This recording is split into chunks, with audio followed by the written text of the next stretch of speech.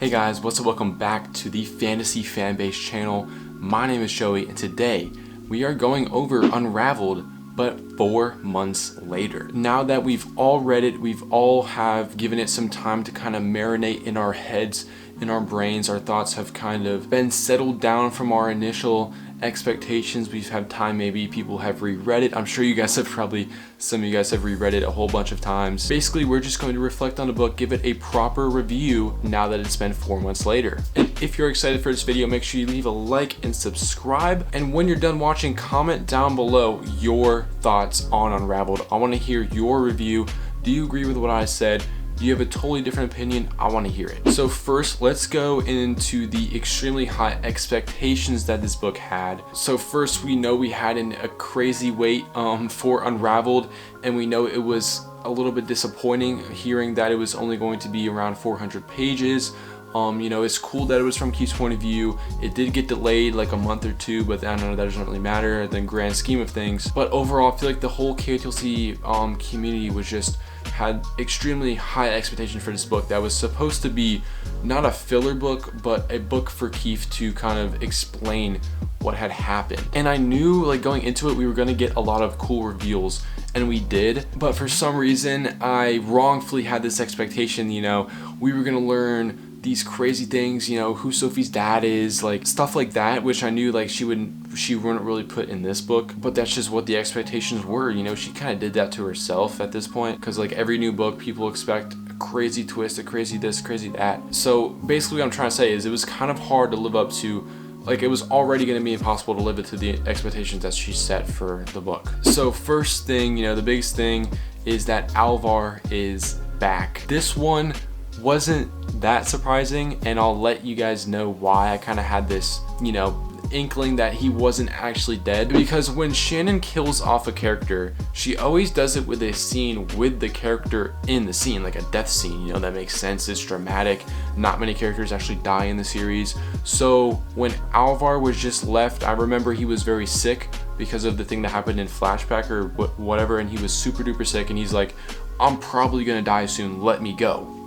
No, he's not gonna die soon. Like, I don't think he was lying, and we obviously know he wasn't lying, that he was about to die. But I know that since Shannon didn't include a scene with his death, like, there's no way she would just kill him off, be like, oh, he's dead, write him off, and never include him in the series again. That being said, I liked when he was in Unraveled. Like, I thought it definitely added to Unraveled, like, what it needed.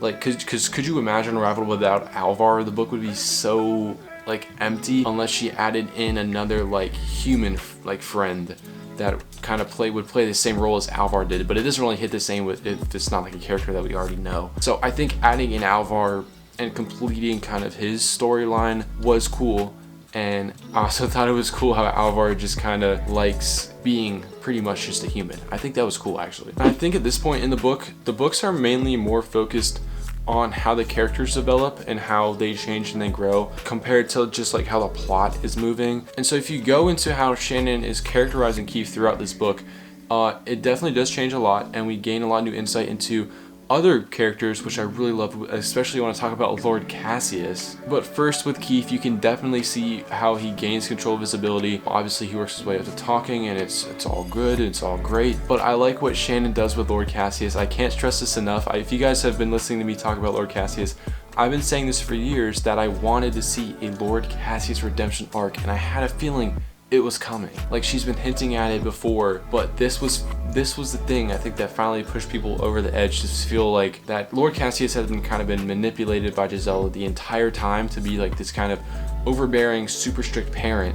And it's not really his fault. He doesn't really want to do this. It's kind of just like Lady Gisela taking control of the situation. But here we see and we learn so much about Cassius. But the fact that he's such an artist, it's so cool that he has his own hideaway where he's painting the same scene over and over and over, trying to get it right. Like once you look at it like that, like obviously, yeah, Cassius is a perfectionist, he'd want to do that, but the fact that it's like an artist and he's just not a fan of Keefe's art. Everything just ties together, and you can see that Cassius obviously has some struggles he has to deal with in his own mind, but I think this is just the start of a connection with him and Keefe that is going to continue, and I really liked it. Super big fan of that. So now I'm going to just briefly talk about kind of like the big elephant in the room. Kind of a similar word is Eleanor, the elephant in the room, haha. Eleanor Wright. This one was just weird to me because we obviously knew that Ethan Benedict Wright or whatever played some sort of role. We knew that, and we knew like since him going into the Human Cities, he was probably gonna do something with that, and he did. But having the daughter be alive, it was cool for when it happened, but it literally like the whole plot twist only existed for like 2 chapters, and it didn't seem relevant. It just seemed like Shannon had to wrap it up. Like she included it in the earlier books, and she's like, wait, I need to do something with this. I have to wrap this up, and so she did, and that's what we got. So I think she kind of fumbled it. Like there's a lot of better things she could have done with it. And then lastly, Keefe's abilities. We learned what he can do. The healing abilities thing, I mean, it's pretty cool, and it leaves us with a lot of like theorizing how this ties into Gisella's plan and Elysian, theories that we'll talk about at a later date, but it's pretty much kind of what we expected coming off the thing with Dex's siblings and how he was detecting all the abilities, and kind of knew it had something to do with that. So overall, Unraveled was enjoyable for me. I really did enjoy my time reading it. Keefe like leaping around to lost cities, doing stuff. I like Keefe, so I enjoyed reading it. But if you factor in the fact that it took years to produce this, and this is what we got, and we have to wait years for the next book, it is very, very underwhelming. But if you like keep it in a bubble, if you keep Unraveled in a bubble, you disregard the fact that, you know, it took this many, we were waiting for this long or whatever, it's a pretty nice, fun read, okay? But we can't keep it in a bubble. We have to take in everything into account when reviewing the book. Personally, what I think would have been nice for everything is for the whole Ethan Benedict Wright thing to never be written in the first place, and so she didn't have to kind of like make Keefe go to the Human Cities to figure that out, and so Keefe could just go to the Human Cities, come back like normal, but we don't need a whole book knowing what he did. We just know that he kind of found himself and figured out his abilities, and then she could have just wrote book 10 like normal. But it doesn't matter, that's in the past, and we know that book 10 should be coming this fall. Shannon, I'm looking at you. Please confirm this, because I don't think I could wait another year. Because I was in elementary school, 5th grade, when I started reading the series, and by the time it's ending, I'm in college next year. I'm in college in the fall. Elementary school to college. The series is still going. Congrats to Shannon, but like, it's gotta wrap it up.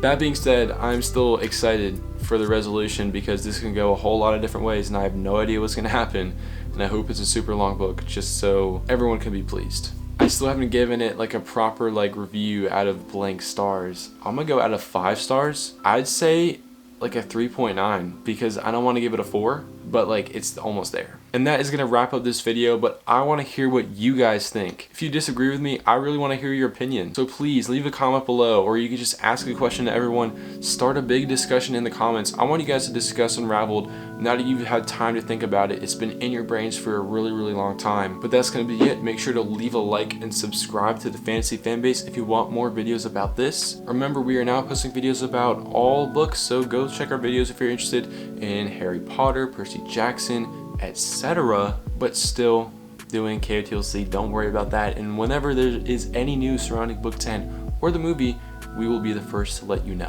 That's gonna be it for me, and I'll see you guys in the next one.